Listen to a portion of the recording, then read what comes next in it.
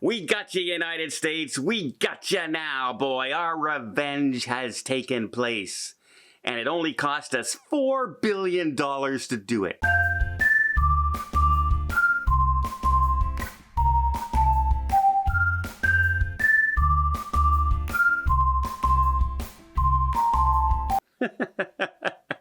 That's right. It's hilarious seeing some of the, not comments even out there, well, comments as well, but other people in the media talking about Canada's revenge. Canada just got revenge for the Keystone Pipeline by extending the ban on cruise ships until February of 2022. That'll teach those nasty Americans. There's some flaws in that. There is some flaws in that. Big decision. First of all, if you're gonna strike back at a country, you don't strike back at one of the poorest states in the Union, way up in the middle of nowhere, that really hasn't anything to do with the mainland most of the time. Second of all, you don't enact an order that hurts your own country more economically than it hurts the one you say that you're gonna hurt. That's right. Yeah, right now, Alaska cruise ship season brings into Alaska about $2.1 billion a year on a normal year. With tourism and the stays in the lodges and people flying in and staying longer, and the cruise ship stops themselves, all the tours, the port fees, etc., etc., etc.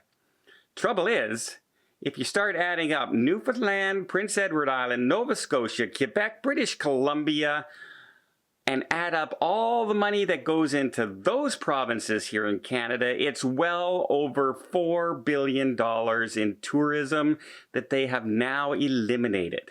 That's just cruise ship tourism.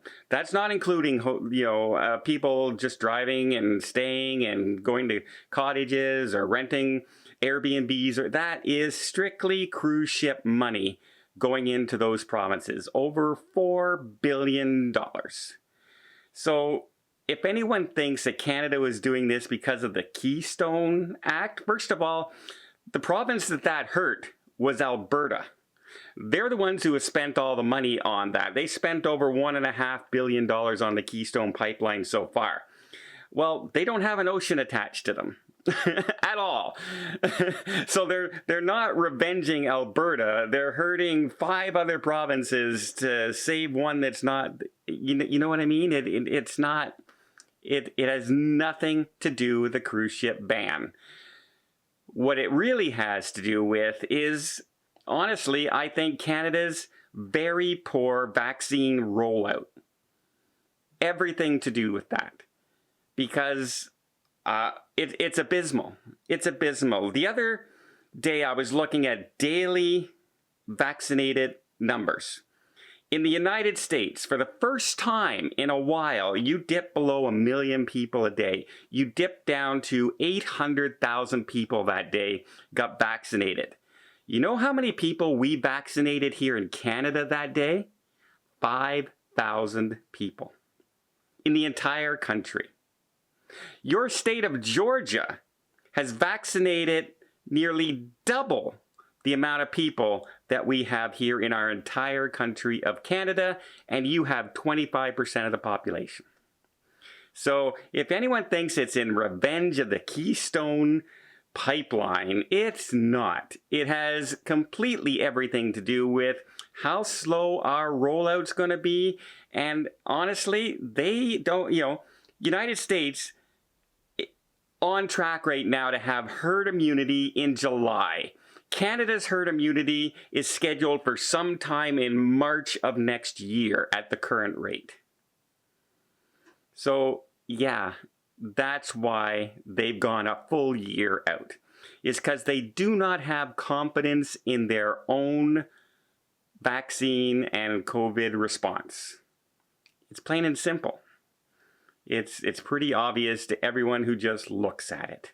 So can they change their mind? Can the vaccines roll up faster? Yes. Can they turn around and bring that back? Yes. Will they try and institute that as a negotiating tactic for something down the road? Maybe. But we're not even negotiating the Keystone Pipeline right now. Like, that's not even on the table. We're not even in the midst of anything. So to say that that's revenge for that is wrong, because there are so many other things you could say would do the exact same thing. And for those politicians in Alaska who went, well, I mean, Canada, you just made a policy and you didn't consult us. Countries don't make rules or laws for other countries. They will always look at what's their best interest. And even when they're making a wrong decision, like I honestly think this cruise ship ban for a year and a month is a wrong decision, too long a timeline, it's still, they're doing it for their country. And the United States does laws for their country. The EU does laws for their country. Australia does laws for their country.